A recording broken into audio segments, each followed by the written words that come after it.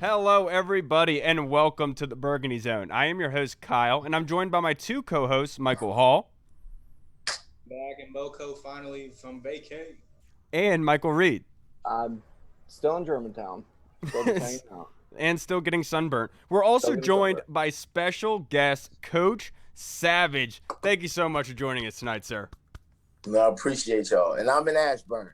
Oh, you're and I'm in Ashburn. and that's where all the fun is, apparently, according with the Washington football team. Now, let me ask you a little bit about yourself. If you could kind of describe to the listeners on what you do and who you train currently.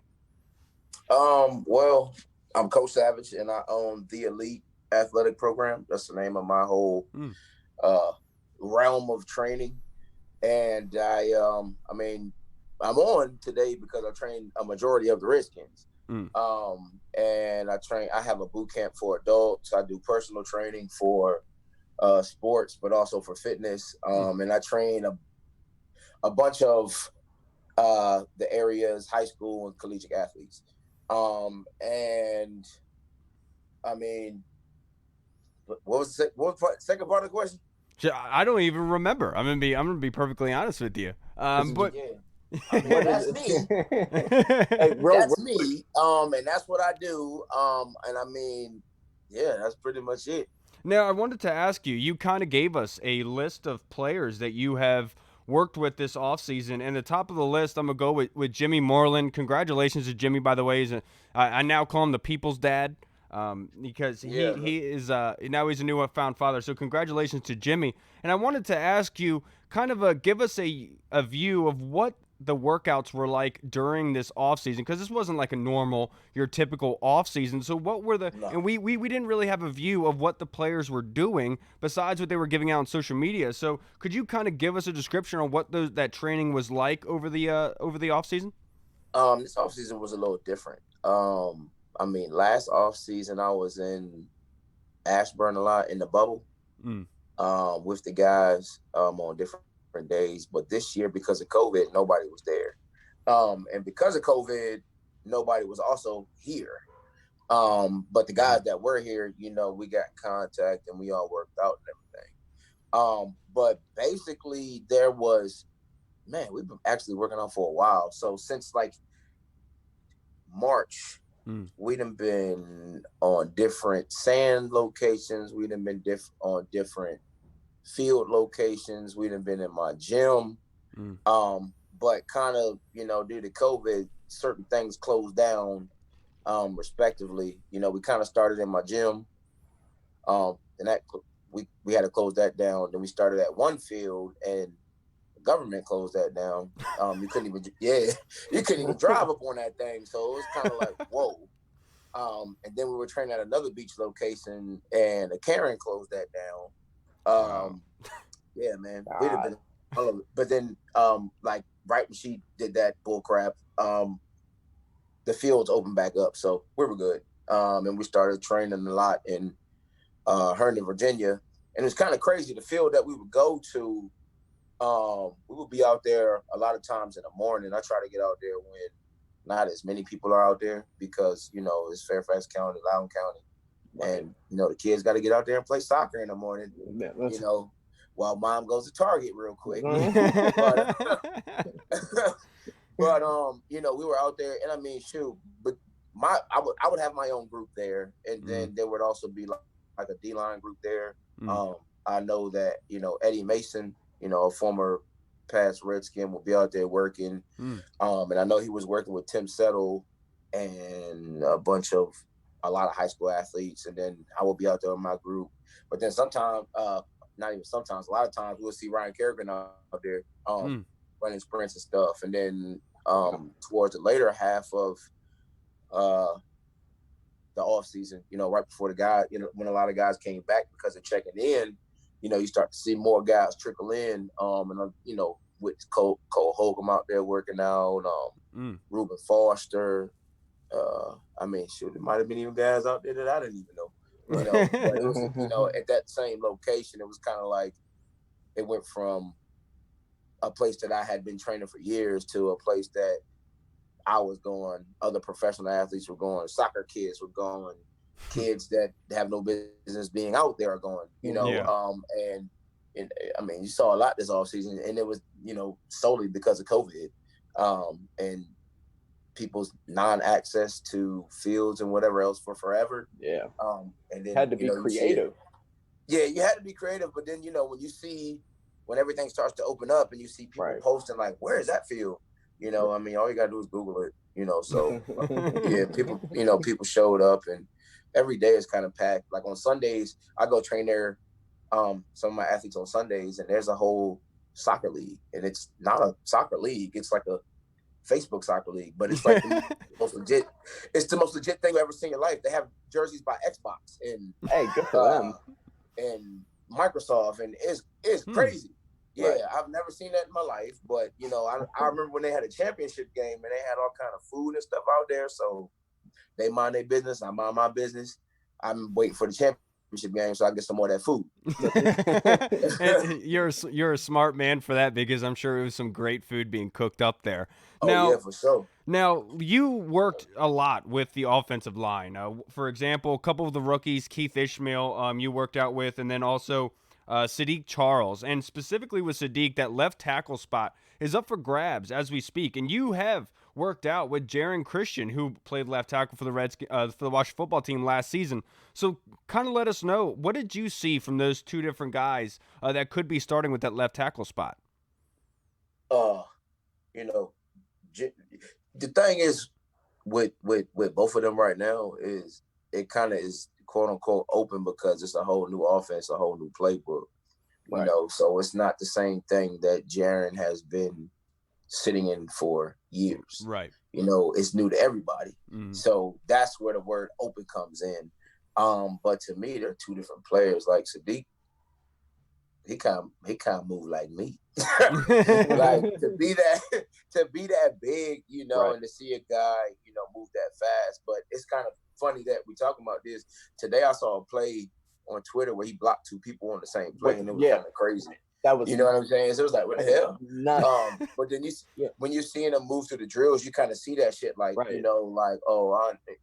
see what Twitter's talking about. He seems built different than a lot of left tackles in the NFL. Like he's very chiseled and he's got those huge calves. Sadiq Charles, his body seems different than most left tackles, than like Trent Williams or some of these people. I think it's just how athletic he. Right, he used to be a soccer goalie or something. Yeah. It's funny because the first day I met him, he started kick. Like I said, it's a lot of soccer players out there. He out there kicking a soccer ball, juggling the soccer ball with his feet, and we like, boy, you weigh 300 pounds. Right. But it's just a part of his athleticism. And I think he's from Louisiana, and so is Odell. And I mean, I've seen Odell kick the soccer ball around a couple of times too. So it may just be a part of their culture. That's something that adds to their pizzazz, because you see the pizzazz when he's kick shuffling, then he's shuffling, then he's running out, and it's like, damn, you play tackle. Right. But I think his calves and his genetic makeup is a testament of what he's done in the offseason, a testament where he's came from, but then also a testament to his athleticism.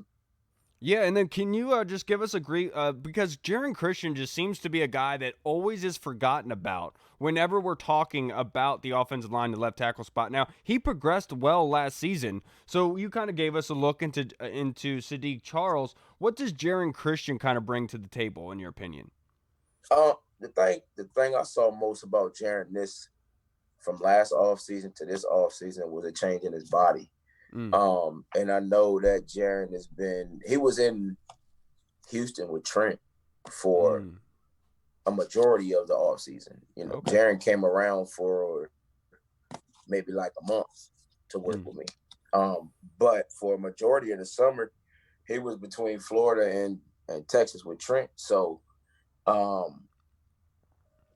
you can definitely see his movement is a little different. But me knowing him for, more than 1 year, I seen a bigger change in his body. He kind of had like a college frame. He's he was a big guy, but he had like a college frame. Now, and when I saw him this summer, Um, his stomach a little more tighter. He got a little bit more shoulders. He got a lot bit more chest. Um, a little bit more in his, in his lower section. So with the pass rush these guys are planning to see this year, you need that. Yeah. And I think that was a part of his offseason, to work with Trent, see what worked for Trent, see what's going to work for Jaron, put all that together, come to me, go to camp, boom, see how it works out. You can't microwave this shit. You gotta slow cook it. You Yep. know what I mean? And, you gotta let it come out, how it come out. But I think it brings a healthy competition to the room. Everybody's going to want to block for Dwayne. Everybody's going to want to block for the new scheme. Everybody's going to want to block for whomever running back is toting that thing. And I heard there's going to be a lot of quick passes, a lot of RPOs. So that means there's a lot of things that for the wide receivers as well. So everybody has to do their job. The best person for the job, is going to play. So I think it comes down to somebody doing their responsibilities, adapting to the playbook, and not only, doing it once or twice, but doing it consistently so the team can be successful. Yeah. And that's where it lays. And speaking of Jaron Christian bulking down and slimming a little bit, we had Morgan Moses on about a month or so ago, and he was actually working out when we interviewed him, and he talked about that working out and making sure that he was slimming down was something that he was paying attention to. And judging by the video from Surge and the pictures from Surge, Morgan looks great. Yeah. He told me he weighed in at 317 today. Oh, wow. The other day. I said, damn. What you trying to play tight end? He was playing at like 335 or something, right? Yeah, he was. Somewhere around more than that. Yeah, it might have been like 340 something. Right. Yeah. Yeah. Damn, so and I saw it when I first saw him. I was like, you slimming down. It was like, yeah, I'm trying to, be a little bit more athletic. And and at this point of his career, he kind of knows what to expect. So you can kind of take some of that weight off. So you can move. Right. So I think that's what he was doing. And a testament to stay healthy as well. Yeah. For your joints, because you don't always want to carry around that weight. Yeah. But from the time I saw him, I think he was weighing around actually like 337, almost 340 when we first got together. And then over 3 months, just him lifting, him eating well, and then us hitting the field 2 to 3 times a week. The weight came off. Yeah. He told me he weighed in the other day, today at 317. I was like, damn. That's huge too for somebody like Morgan who has been banged up. He hasn't missed much time at all. No. But he's played through so many injuries. So him being that big and getting a little bit older as he gets up there, that's so important for him to have his body in the right shape and to take off some of that bad weight and just be a healthy 317, play around there. And especially with Scott Turner's offense, with what you had alluded to with the RPOs and everything, there's going to be a lot of movement outside. And so Morgan's going to have to get outside. And at 317, he's going to fit in perfectly there. Now, before we let you go, Coach, I wanted to ask you, Jimmy Moreland, a lot has been said about Jimmy. The common theme with Jimmy is that he's a slot corner, but I want to ask you, based on your training with Jimmy, how do you see him being specifically a slot corner, or do you see him being able to play the outside? That's a big dog. You know what I'm saying? Big dog Jimmy. You know what I mean? And I done seen the boy do some crazy things. And some people say it's just a training video or a training session, but when you see it consistently throughout the course of weeks and months and consistency. This is my second year working with Jim. So, when you see it first coming out of college and then see it more refined the next year, the boy got something special. I done seen him. He might, I don't know what he is, 5'10". 5'10", yeah. Yeah, somewhere around there. The boy could jump out the gym. You know what I'm saying? And he's from Florida, so you know that comes with the territory. So I'm sure he could jump. I'm sure he could flip. I'm sure he could back. But he definitely stands off the table as a competitor. You know, on the outside, you got to have a guy that's going to want to come up and jam, a guy that can run, a guy that can turn his hips, and a guy that can float back inside. You know, cover the top. You know, can run, overall run. And I think he covers all those categories. Now, some people say the height might not jump off the page, but you know, sometimes all you need is that dog in you and that true competitor. Yeah. You know, you get that from him, you know, and then you add in his athleticism and everything, the intangibles, you know, and you get Jimmy. But we do a drill where you either turn your back and break to the receiver, you know, with a left or right call, or you backpedal, you know, kind of blind, like you're beat. And same way, left or right, you know, you get your call. And the things we see him do, you know, while we're doing those drills, it's kind of like, you know, some people get an interception, some people get a pass breakup. Jimmy, 9 times out of 10, gets an interception when we're doing drills.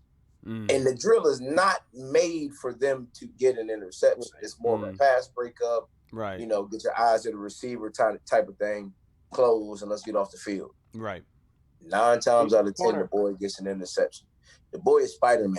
The boy is Spider-Man. And it brings up it brings up because look at Darryl Green, a guy that wasn't tall, but played the position well, and like you said, had that dog mentality. So all these people claiming that Jimmy is just strictly a slot corner, I just don't see it. Neither do I. Yeah, I don't see it either. Move that boy all the way, move him all over the field. You know, you're gonna in this game. You gotta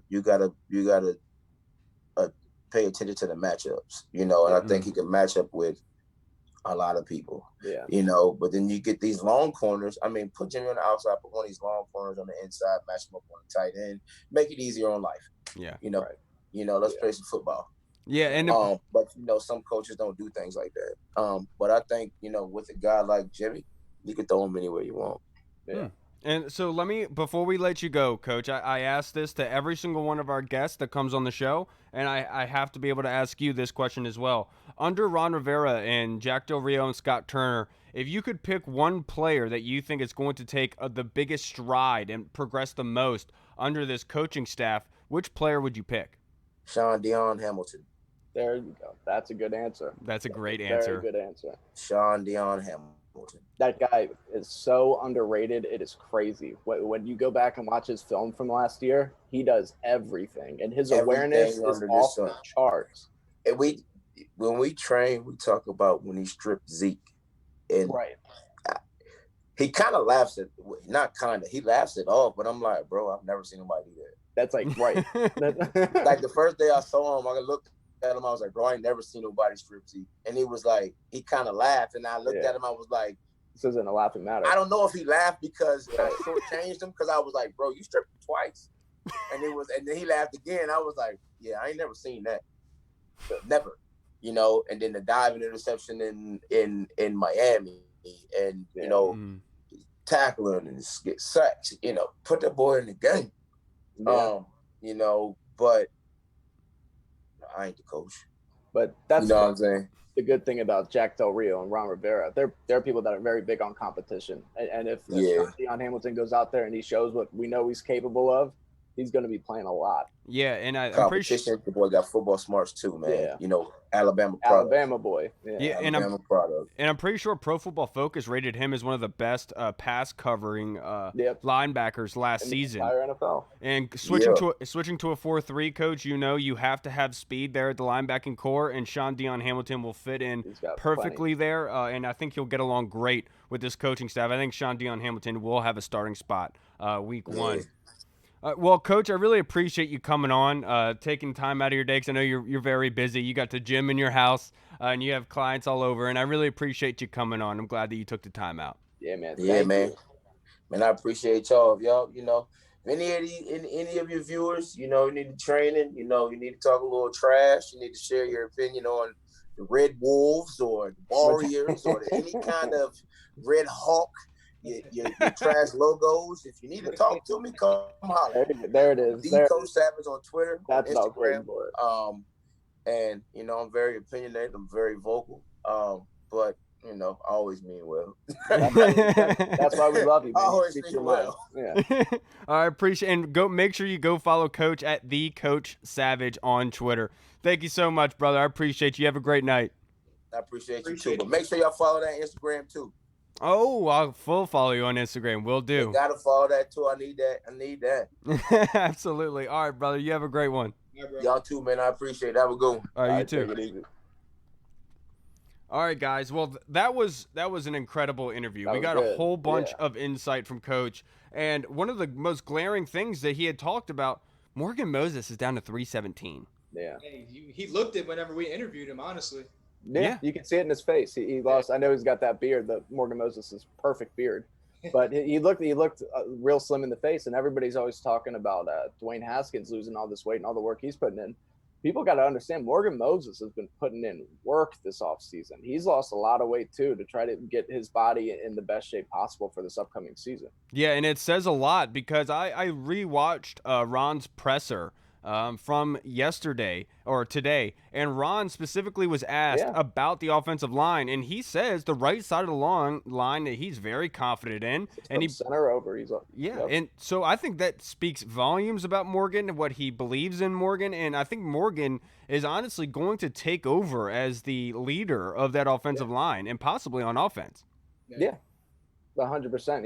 He's the most seasoned veteran there over there, and like you said, Ron said he thinks that center, right guard, and right tackle, he feels very good about those positions for us. He thinks that they're set and established, and that speaks volumes. I mean, having confidence in him like that. Morgan, as we know, has been banged up, but he plays, he powers through it, and I think this losing weight's only going to help him. He's going to have a newfound confidence. He's still relatively young in his prime, and I think Morgan's going to have the best season of his career this year.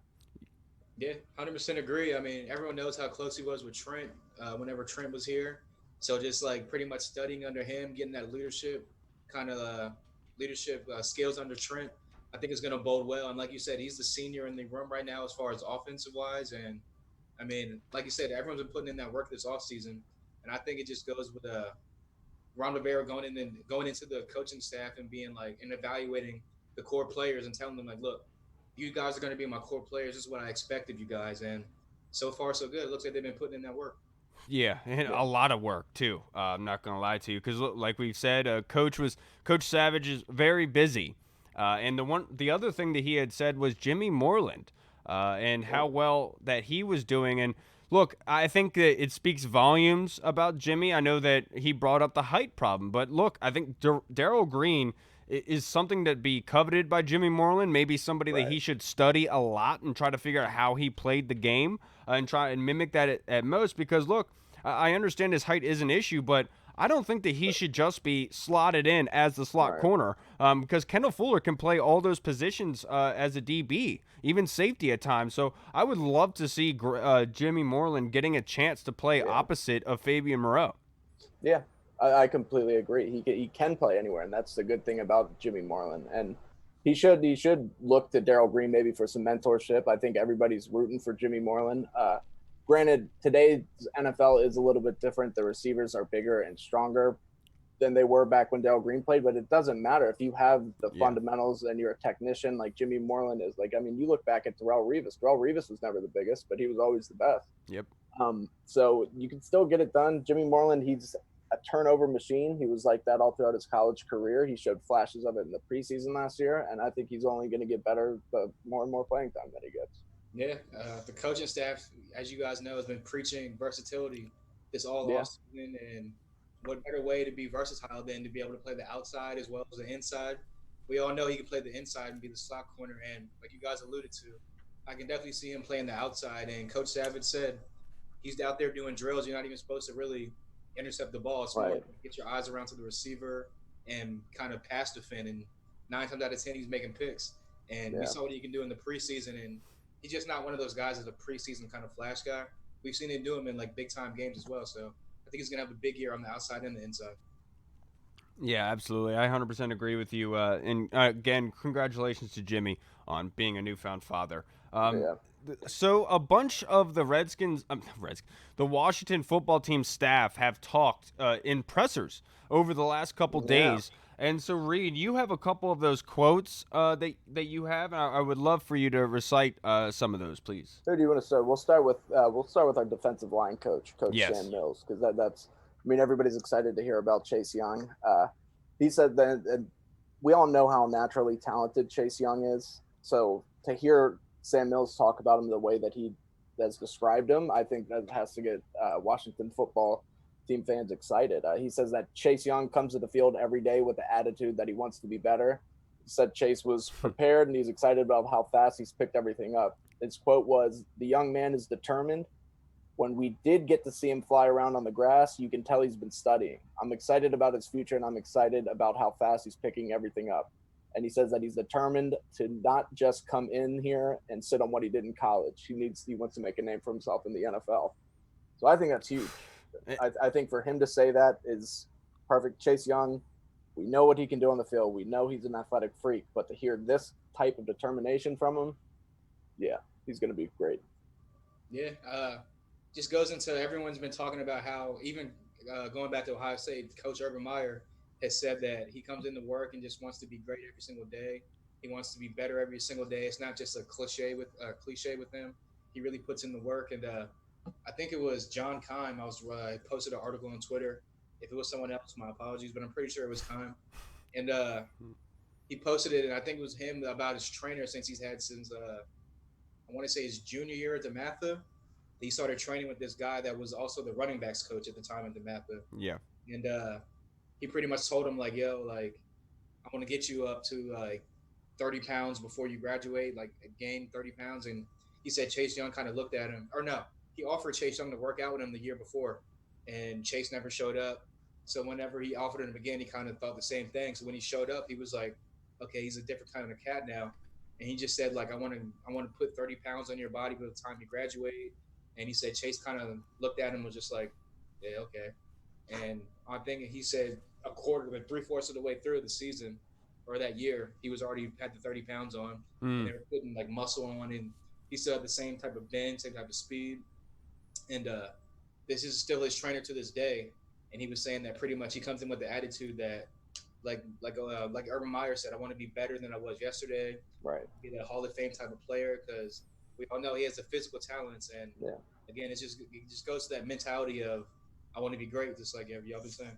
Yeah, and that says so much because it's just the mental game of being in the NFL. We've talked about Jimmy Moreland's comments about studying, and the mental game is where guys really progress in this league. And look at guys like Jamarcus Russell, who pissed away their opportunity, thought that they were that their shit didn't stink, and they just did whatever they wanted, and nothing came about. Everybody has a physical ability. Exactly. And so the fact that Chase Young coming in with the accolades that he already has on his belt, coming in as possibly the best player in the draft, and then saying, "I still want to get better and excel." I mean, this is the opposite of Albert Hainsworth. And hopefully this is like the universe gifting us back because of that whole situation. The fact that we could have a Terry McLaurin mentality coming from the edge rusher position on top of it being him being already a physical dominant player that is one of the best pass rushers ever. I think that is just a recipe for success.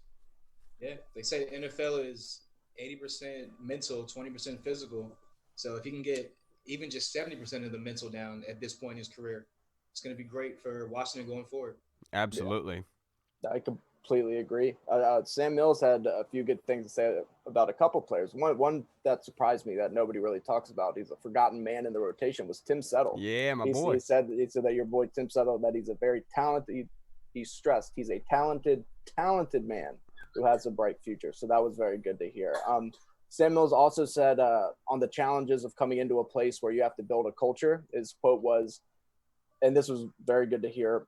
"It's funny. We look at that situation kind of like how we looked at Carolina. The reason I say that is when Ron came into Carolina, we were dealt the lockout. So we had to get through that. We had a quarterback and we were basically used to building from zero. Culture-wise, we changed the culture there and it was a day-by-day step. So this challenge is nothing new, and it's just different names and different personalities, and we're prepared for it. He also says that it's easy to work for Ron Rivera and that his philosophy is it's not always easy, but you have to do the right things. And I think hearing that from literally every single person so far that has experience with Ron Rivera, that you get excited to work for a guy like this. You want to work for a guy like this. He's going to do things the right way. As Washington football team fans, with all that we've been through in our lifetimes, this is exactly what you want to hear. And it's just about every single coach on this staff is saying the same things about Ron Rivera. Yeah, and honestly, it gives you kind of a little bit of vote of confidence as a Washington football fan, because Sam Mills is essentially saying this isn't like a territory with COVID. This isn't a territory that we haven't seen before. We went through this years ago. Same type of thing. We were trying to change the entire environment. We were trying to change the culture, and we had to do that in kind of an abbreviated offseason and everything like that. So that kind of gives a fresh breath of air. It's kind of like calming a little bit to hear, like, okay, they're not like outmatched. This isn't something that they're not prepared for. They've gone through something like this before, and I think that's awesome to hear. Yeah. I mean, again, he's gone through it before, and with all the controversy going on in the off season with the scandal, the name change, this would have just been one more thing piled on the plate of Ron Rivera and the coaching staff that they'd have to deal with. So, like you said, with them already kind of dealing with a similar situation in the past, I mean, it's just less tension, I guess, and less stress. Yeah. Right. And now it also makes sense as to why Ron brought so many of his people from Carolina. Remember, a lot of people were like, well, why don't we just rename them the Washington Panthers? They're bringing all their Carolina staff. It's because these are the people that he's comfortable with. And now these are the people that you want to have on your coaching staff with this type of stuff going on, because he knows them. He knows that they can do it. He trusts them. And then so getting into Coach Rivera, like you said, Kyle, he already talked about our offensive line on Haskins. He said he's done a great job of studying and getting ready. He's done the things that puts him right there where he needs to be. And he also says that he can envision Alex Smith becoming part of a quarterback competition, but he needs to prove he can protect himself. But he's been pleasantly surprised with how far Alex has come in his recovery, and said he looks very fluid.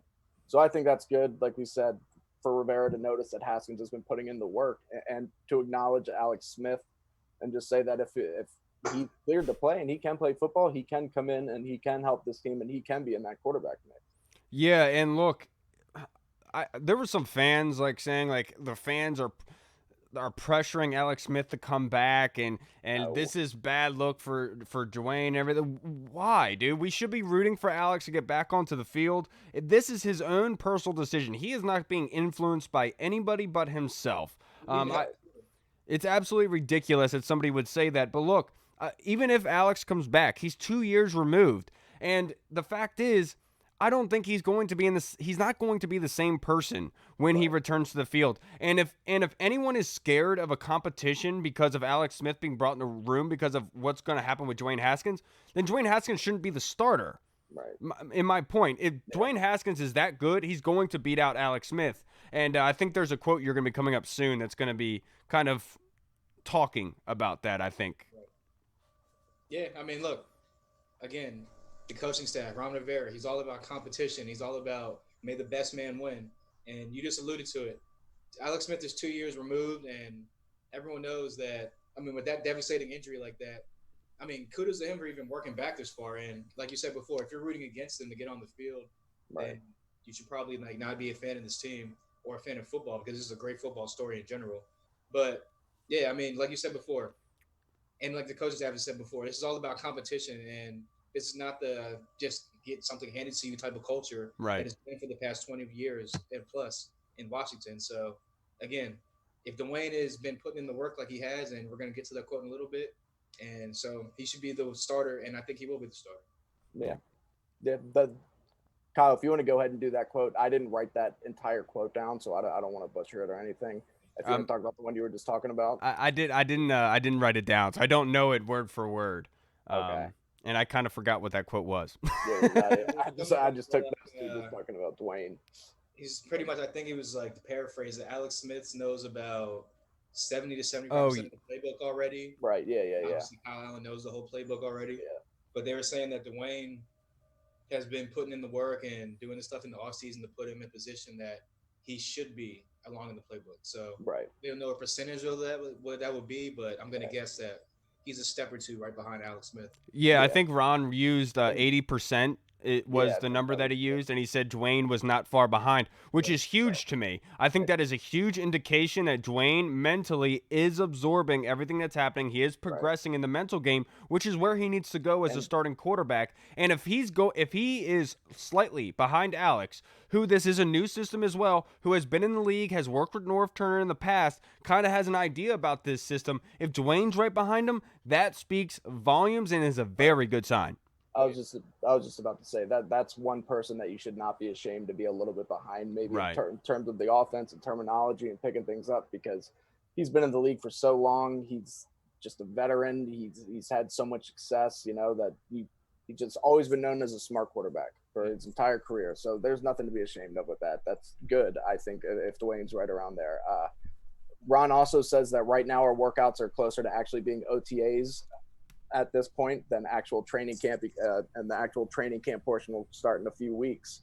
But that's good to know that they're kind of taking this seriously, kind of easing everybody into it, and taking the COVID thing serious. Yeah, but I think he was alluding to like in stages. He said they're at basically stage 1 right now, and they wouldn't be scratching stage 4 until at least 2 or 3 weeks. So they're kind of like you said, they're gradually working itself out, and jumping right into it. Right, and I'm glad to hear that. Yeah, I mean, I feel like that's the best way to keep from an outbreak going crazy, and nobody wants an outbreak to go rampant across the team, which would delay workouts, and obviously you'd still be able to do Zoom meetings and stuff like that. Right. But like you said, they're in phase 1 right now, and then kind of doing a couple on the field drills, and we all know this team was a 3-13 team last year, so we need all the on the field drills we can get at this point. Right, and talking about COVID and taking things slow, his next thing that he was talking about, which I think was surprising. This is something that we had been talking about. Rivera says that he feels good about the tight end position. He believes that they will be fine, especially once Logan Thomas is taken off the COVID list. So that just speaks volumes about what they think of Logan Thomas. Like we've been saying this entire time. Washington football team fans have been begging for a tight end ever since Logan Thomas got put on the COVID list, and we were all just saying, pump the brakes, calm down. It's not going to be a forever thing. He's not out for the season. It's going to be okay. And I think that shows confidence. They expect big things from Logan Thomas, and I'm excited for it. Yeah, and I think you're absolutely right about that. Ron Rivera bringing up Logan in particular, I think says a lot, that this was somebody that they really coveted in the offseason. And I've said it all offseason. Logan Thomas fits what they want at tight end. His size, the length, and the smarts, the ability, just because you're not expecting Logan to get yards after the catch. Greg Olsen really never did that. You're just talking about being a very well-executed blocker, but being able to catch those first down balls that are contested, which is where Logan Thomas will do well at. So I think you're right, Reed. The fact that Ron Rivera brought him up singly says a lot. People use the term tight ends or safety valves for the quarterback. Yep. And literally, I would probably say one of the best safety valves over the past 10 to 15 years, in my opinion, has been Greg Olsen. Yeah. I mean, look at Cam Newton. If he's not taking shots down the field and running with the ball, who's he throwing the ball to down the seams, or those quick little out routes, first downs, or the quick little hitches and like stops in the zones. So, like you said, it's not a big yak offense with the tight ends. If you can get yak, then more power to you. But like you said, it's more of a safety valve and get open in the open spots. Right. And last thing that from Rivera before we move on to our DB coach, Chris Harris. So we talked, of course, with Coach Savage about Sadiq Charles and Jerron Christian. He had some things to say about them. JP Finley had asked Rivera about Sadiq Charles, and Rivera made it seem like his biggest hurdle is learning the language and the offense. But that he says that he's been very impressed with Jerron Christian, which is something, Kyle, that you have been saying. You've been saying that you think Jerron Christian is going to ultimately win that left tackle job. And if he wins it out in a competition, awesome. I hope so. Like you said, he's got all the tools, and it was great to hear from Coach Savage that he's worked on his body a little bit. He's got his body in better shape, in better football shape, to be able to handle the rigors of the NFL and these pass rushers that he would have to go against as a starting left tackle. And I would love that, of course, if Jerron Christian took the next step. Yeah, and when he was talking about that, one of the words that he had used to describe Sadiq Charles was very talented but raw, and that speaks into the verbiage, the whole, I guess, technicality of being a left tackle. I know everyone, all the fans and stands out there think like it's just like Madden. You can just slide somebody in there. They're But already writing them in. There are very detailed, minute things that go into playing left tackle. Right. It's not just like Madden where you can just script a play and throw a guy out there. Right. There's certain things that you have to be able to do on a football level, and that's why I feel like Jaron Christian had the upper hand, because in a shortened offseason, I just didn't think that Sadiq Charles would be able to get the one-on-one coaching and the ability to have that one-on-one interview and reaction with coaches to be able to progress mentally in that kind of way, given with the shortened offseason. So that's why I love Sadiq Charles. I think, like Coach Savage had said, there was a video that came out of Sadiq Charles' workout a couple weeks ago, and his feet are so smooth. I mean, he looks like a ballerina out there, and it's absolutely beautiful to see, which is why I kind of thought, well, if left guard is wide open, why wouldn't we try to see if Sadiq Charles can kick in right now?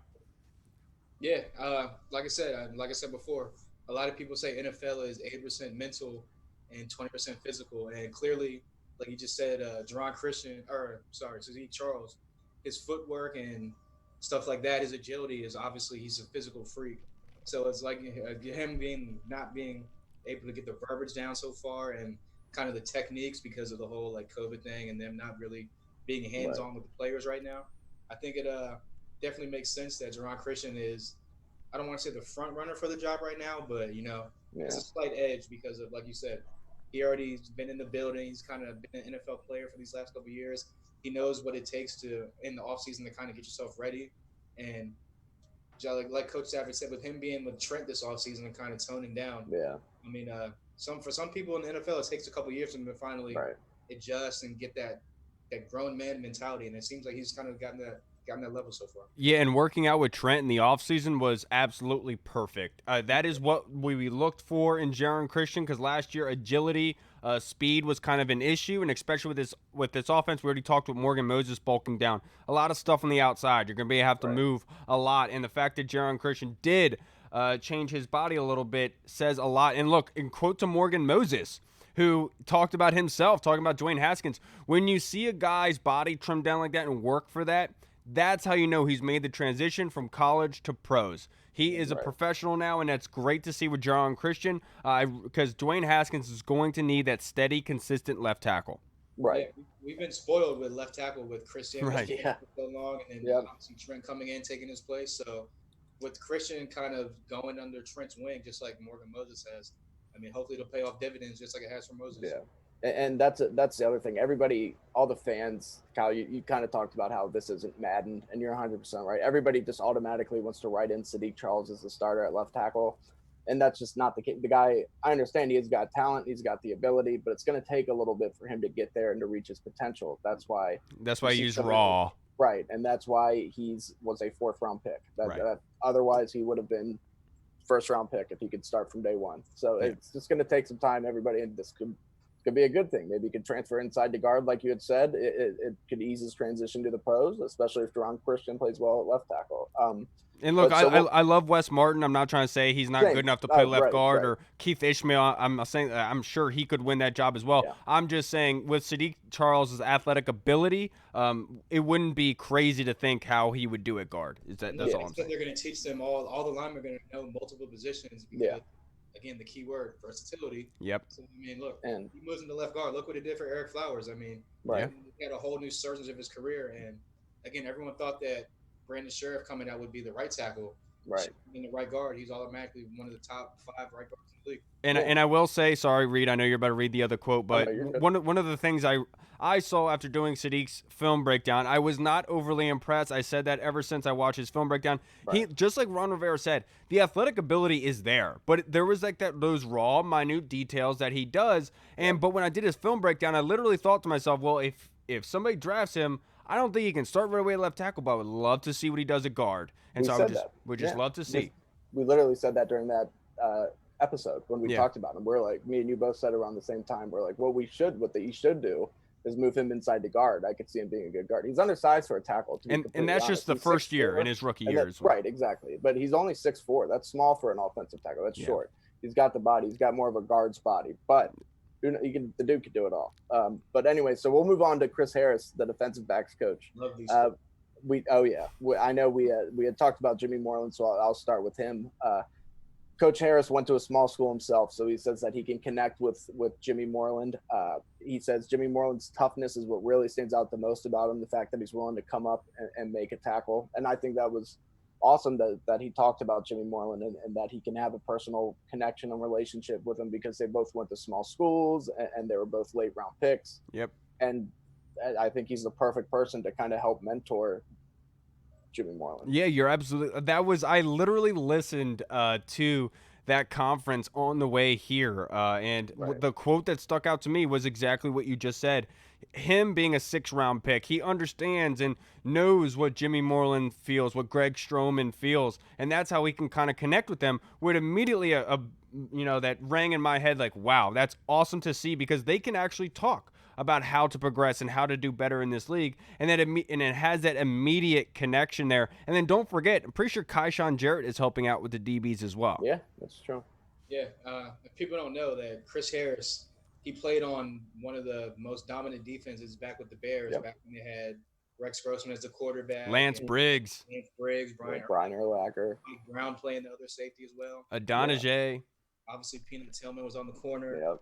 So he knows what it takes to be a Super Bowl caliber defense. So just having someone like that as your coach in the backfield, just giving them the confidence. Like you said, a guy that came from a small school, he can mentor Jimmy Moreland on kind of like that mentality, like the chip on your shoulder of, oh, I'm a small school guy, but I can have a big time name in the NFL type of person. So I mean, I can't wait for Jimmy Moreland to show out. We talked about that earlier. I think he's gonna have a big year, and he's gonna be a rising star in this league. Yeah, and one of the other things that Chris Harris had said, he says that the team will play plenty of press coverage, and they could run a system similar to the Chargers, which I think is a good thing. The Chargers have a very good secondary, so I love that. And when he was asked about Kendall Fuller, he wouldn't commit to just one position for Fuller. He said that he could see him playing. He can play outside corner, he can play inside corner, he can play safety. So that kind of tells you that they're kind of see how things play out, and they're going to put him wherever they feel they need him at that time, and wherever he can make the biggest impact, whatever he can do. And that's so valuable to have a chess piece like that, somebody you feel comfortable with at all those positions. Yeah, and the other thing that he said that really stuck out to me was the competition aspect, that there was going to be competition at every single position, which I absolutely love, because if that is what's being echoed around that building, nothing but success is going to be built from that. Yeah, like I said before, it's not I get paid the most money and I'm the high ranking guy, I'm the veteran room, or I'm the superstar kind of personality, so I'm gonna get handed the starting job. Josh Homer. Nah, I love Josh though, no shots. But seriously though, we need to get away from that mentality. And again, competition breeds nothing but greatness. So I mean, I think this defense can be great. So for him to have those quotes and say that, I mean, like I said, I can't wait to see this defense flying around this year and making plays. Yeah, and before we get into the latest news regarding the Washington football team, the other quote that stuck out to me was about Antonio Gibson, and how they aren't giving him all the plays. What they're doing is they're giving him plays where he would fit in at running back and wide receiver. They don't want to overload him, which is absolutely perfect in my opinion. There's no reason to throw the whole book at this kid right now. Let him, if he balls out, if he ends up over exceeding the expectations, then throw the book at him. But for the time being, let him have the plays where he's going to be involved. And I think that there's no other perfect way to be able to do that. And also Randy Jordan during that interview said that with Darius Geis, he said last year was just an appetizer. He's like, I want to see what you can do. I want the main course. I want to see that. Yep. And he called Antonio Gibson. They asked him what he asked him what he is. He said he's an athlete. He said he's going to play running back. He's going to catch passes. Their running backs like to catch a lot of passes. So I thought that all that was very good. And then after this, I got one more interesting tidbit from Chris Harris. Okay. Chris Harris talked about at Hall how he was part of that 2006 Bears team. Oh, yeah. In 2006, they were down 20-0 at halftime. And Coach Rivera, of course, was the defensive coordinator of the Bears. He said that Coach Rivera laid into him pretty much, was honest with them, told them, don't point the finger at anybody, point it at yourself. We're going to go out there. We're going to win this game. We're not going to give up any more points. They ended up giving up 3 more points in the second half, winning that game 24-23. And that was actually the game that we got the Dennis Green quote, they are who we thought they were. And we let them off the hook. Yeah. And that was literally because Coach Rivera's team didn't let up any more than 3 points in that second half. So Coach Rivera is credited with that quote. Yeah, I'll never forget. I think that was Monday Night Football, if I'm not mistaken. Yeah. And I actually like fell asleep at halftime because I was like, "Look, man, this game's over. Whatever have you." I wake up the next day. I'm like, "What? The Bears won? Jeez." Yeah. I mean, also, that was like what they were undefeated at that time. They were like 5-0 or 6-0 right then. Yeah, everyone was freaking out like, oh, the Cardinals were pretty bad. Yeah, the Bears were like a 14-point favorite. Yeah, so everyone was like freaking out like, oh my god, like the Cardinals are going to be the ones that take them out. Like, who would have thought this? Well, Rivera said, no, I'm not thinking this. Yeah, it's also, another quote that stood out about Chris Harris that he said was, and this really stuck out to me because I was like, this got me fired up. He was like, your defense is only as tough as your cornerbacks that are willing to come up and tackle. And look, everyone knows there's been a tackling issue with this team for years on top of years. And look, if there's have that mentality going into it, like it's only going to bode well for this defense. And we all know Jimmy Moreland ain't afraid to come up and make a tackle, which is why I think he'll be on the outside a whole lot. Yeah. And if you look at the Chargers secondary over the last few years, their defenses, they have very good tackling cornerbacks. They have Desmond King will go up, he'll make plays. I mean, all those guys will. Casey Hayward, of course. But one thing real fast that Rivera had said that I completely forgot to talk about was him saying, I don't want an atmosphere where people are afraid to tell the truth. I think that was a very good quote from Ron Rivera. I think that was huge with everything going on. He wants honesty. He wants this team to be a family, and that's why we hired Ron Rivera. Right. And I think with this whole scandal and everything that's been going on, he's the perfect guy in charge right now to kind of lead. Yeah, and then the last to wrap up the kind of quotes, Steve Russ, the linebackers coach, was on right before we recorded, and I was able to catch some of that. And Pete Haley asked Steve about Reuben Foster, but didn't ask the right question, in my opinion. He just asked, like, what are you going to do when he comes back, kind of thing. And that's not what I wanted to hear. What I wanted to hear from Steve Russ is, where do you see Reuben Foster filling out when he does return? Because look, we talked about it. The Sam linebacker, the Will linebacker. We don't know who's going to fit in where. So that's why. And then the other quote that he had was about Reuben Foster putting himself on mute on the Zoom meetings, and he could read Reuben like saying in the muted part in the video of him doing plays, calling out plays and stuff, which is absolutely beautiful to see, because if somebody is leading by example, everyone else is going to fall in line. Right. And with Reuben Foster, with all those questions that have gone on about him ever since San Francisco with his crazy ex-girlfriend, the fact is, if he's doing that and showing that he is involved, he is willing to do everything possible to win this job, this is going to be a scary defense. Yeah, somebody said that really stood out to me was Reuben. Like you said, he's like turning the volume off and kind of like making the calls pre-snap and calling out plays. And he also said that Reuben's working to not if he comes back, he's going to be ready. He's working to when he comes back, he's going to be ready. And he said that his job is going to be to pretty much coach him up mentally and emotionally, so that when he comes back physically, he's already got the tools anyway. So I can't wait if he actually does make the return, which it looks like he will at some point. Yeah.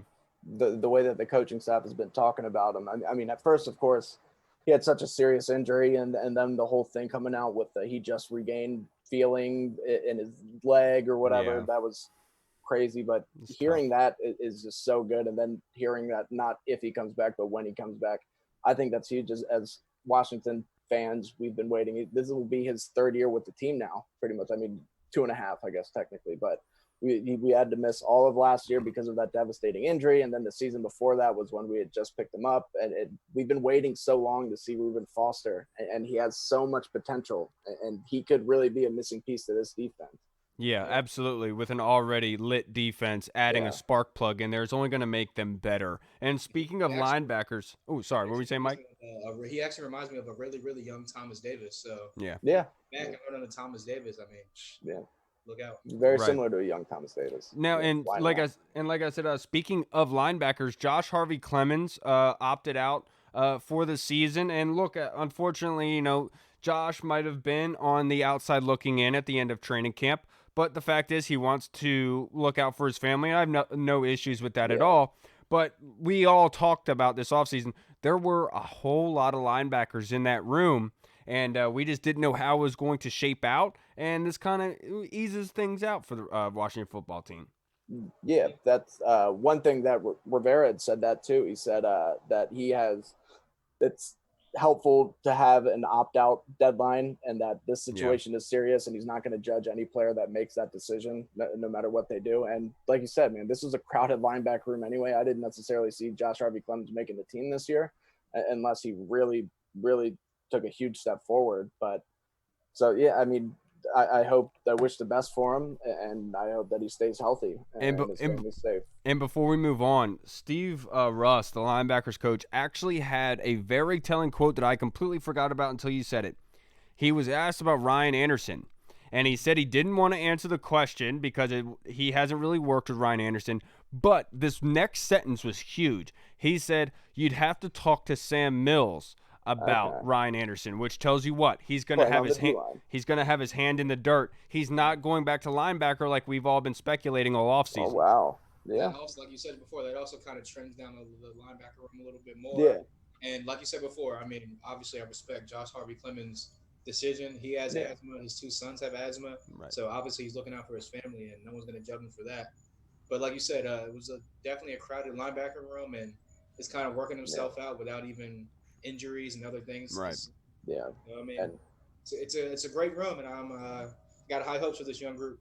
Yeah, and Kyle, you're right. That's 100% telling for him to say that you need to ask Sam Mills, because that's, I mean, now you think about it. You think about that end rotation with Chase Young, Montez Sweat, Ryan Kerrigan, now Ryan Anderson, somebody else that you could throw in there, and then we still have some of the young guys, and that's a pretty good end rotation there. Yeah, and now that does free up a position at linebacker. Well, the funny thing is, it's like, you know, Steve is talking about Reuben Foster and what he's doing in these meetings, which tells you that Ryan Anderson isn't involved in these meetings. No. Yeah. I feel like that was very telling. Now, Alex Smith watch. It got reported earlier, it might have been over the weekend, that he actually has been working out well 4 days in a row and had no soreness in his leg with the Washington football team trainers. So, and like Rivera said, if Alex comes back, it's going to be a competition. I'm really happy for Alex, and he is surpassing all expectations. Nobody even thought that he was even going to think about coming back. Yeah, I mean, people were just talking about, like, we just want to see him be able to walk again and play with his kids and do like normal activities on a daily basis. So for him to be clear for football activities, and like you said, worked out for 4 days straight with the trainers on the sidelines, and no soreness when he wakes up, which Rivera said, with injuries like that and like kind of those devastating injuries, it's not really about the day that you work out, it's about the next day. Is very telling.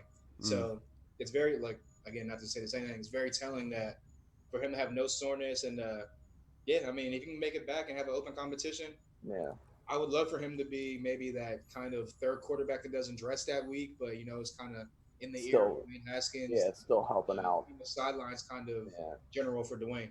And you're 100% right. It's amazing if you really think about just how far Alex Smith has come. I mean, he almost died, and I mean, watching the documentary about him, I mean, that it's just crazy. The doctors saying that they only see that type of injury in wars. That's just incredible that he's able to not only get cleared to begin working out, but that he does work out and he's doing well. And you just got to cheer for the guy, man. I mean, whether he ever steps on the field again to play a meaningful snap or not, I mean, him just being able to go out there and practice with the guys, I think is huge. And it's going to be extremely helpful for Dwayne Haskins. I think Alex Smith would be a perfect quarterback to help Dwayne. Yeah. It's going to be helpful for the team, just for people to just in general, right? Inspired by him, like, man, if he can come out here and do that, like, I need to step up my game. What am I doing with myself? Right. It's going to inspire Sua Cravens. Yeah, and I actually kind of alluded to this last week, and that was, you know, the whole aspect of Alex being able to see the plays with the quarterbacks on the field, be able to break down what he sees, where he would go. That was pivotal, in my opinion, to the success of Dwayne and Kyle Allen. And John Keim was on 106.7 today, and he literally alluded to it. He said Alex was, when he was in Kansas City, Pat Mahomes really benefited from Alex being there because he could see what Alex was doing, how he prepared, what he saw in the film room and everything. So the fact that Alex being able to get back is going to be huge for Dwayne, going to be huge for Kyle Allen, and adding that competition is only going to make this team so much better. Right. And Patrick Mahomes will be the first person to tell you that Alex Smith helped him tremendously and make the transition from a first-round draft pick to NFL starter, the best player in the world. I mean, it's amazing. And if I could bring up one thing, they released all the Madden stuff. They need to change Dwayne Haskins' throw power in Madden. They gave him an 89 throw power. Dwayne Haskins can throw harder than that. They gave way harder than that. They gave Tua an 88. Dwayne Haskins throws way harder than Tua Tagovailoa, and he can throw it farther. He can throw it harder. That I'm going to be upping that whenever I get Madden. You know. Yeah, make sure you do that. Now, familiar face. Look, Jordan Reed is heading out west to San Francisco to join Kyle Shanahan and the 49ers. This is a slam dunk move. I tweeted over the weekend that I wouldn't be surprised to see Jordan Reed wind himself up in L.A. with the Rams and going back with Sean McVay. But I was close, but not right. But this is a perfect fit. Jordan Reed doesn't have all the eyes on him. He's not going to be out on every single snap, so the injury concern is not as crazy. And when he is on the field, there's not going to be that many eyes on him because they have so many playmakers, especially on that offense. A slam dunk. Yeah, I mean, you were right with the whole ex-Redskins genius coach bit, but wrong team. But I mean, it's a perfect fit. Him alongside George Kittle is only going to put less pressure on Jordan Reed. Yep. I mean, everyone knows Jordan Reed is a top 5 tight end in this league by far. His problem has been he never stay healthy. And look, I wish him nothing but the best. He's put in great years with the Redskins when he was healthy. And look, I think he'll actually stay healthy. I put it not mostly on the trainers because he had concussions, but I mean, I think that he'll have a bounce back year because he left Washington. He's had some time off. Hall, I know exactly what you're referring to. I think an ex-Redskin had talked about how the Washington football team trainers didn't really care for the players and everything like that, and he's going to get tenfold that kind of treatment out in San Fran, so he thinks he's going to be fine. I understand. Just that's such a good signing too. If Jordan Reed's healthy, think about that offense. So a Kyle Shanahan ran creative offense with Kittle and Reed at tight end. Then you have versatile wide receivers like Deebo Samuel, Brandon Ayuk, Dante Pettis, and then those running backs that they have out there, that trio of running backs that are just so versatile. Like, they're going to do some crazy things. 2 solid tackles with Trent and then Mike McGlinchey. Like, that offensive, Jordan Reed is healthy. Kyle Shanahan calling the plays is going to be terrifying. Yeah, they have been just destroying the game right now. They look really good. They're going to bounce back well next season. Aaron Rodgers is going to be psyched when he gets to San Francisco. You're absolutely right. Did you see that Matt LaFleur came out the other day and said, Aaron's going to be our quarterback for many, many years? Come on, man. He should be, because Jordan Love is nowhere near ready to be an NFL. That's what I feel like happened. Is he kind of saw Jordan Love out there throwing the ball, and he's like, "Oh, we jumped the gun." he saw him staring down Devontae Adams, and was like, "All right, never mind. We're a little farther off than we thought." In one player that we forgot to talk about a little bit, Montez Sweat showed up to camp today and looked really big. I made a joke that all that weight left Dwayne Haskins and went to Montez. That's right. And think about that, man. Just do you think about? Of course, we all know how athletic and talented Chase Young is, but people forget Montez Sweat ran a 4.4 140-yard dash. He had a crazy vertical jump. He's super athletic, and then for him to add that weight, that muscle, because he was always long and lean, and now for him to be long and jacked, him and Chase Young, that athleticism with those two together, and then you have the versatility and just the veteran. The wily veteran and Ryan Kerrigan, this pass rush, it's going to be so fun to watch. Yeah, and look, Montez progressed really well at the end of last season. He got a lot better as a pass rusher. And given with this defense where they're saying we're going to attack, we're not reacting and then we're not reading and then reacting. We are attacking. We are going to be penetrating. And adding that weight is only going to make this defense better. Ron Rivera says you play the run on the way to the quarterback. Yep. I just love how these coaching staffs are taking little subtle, not really meaning to shots at the last coaching staff where, we're not going to be playing off the ball. We're going to be pressing. We're going to be doing this and that. Right. Yeah. I mean, look, and Montez Sweat had, I think, 7 or 7.5 sacks last year.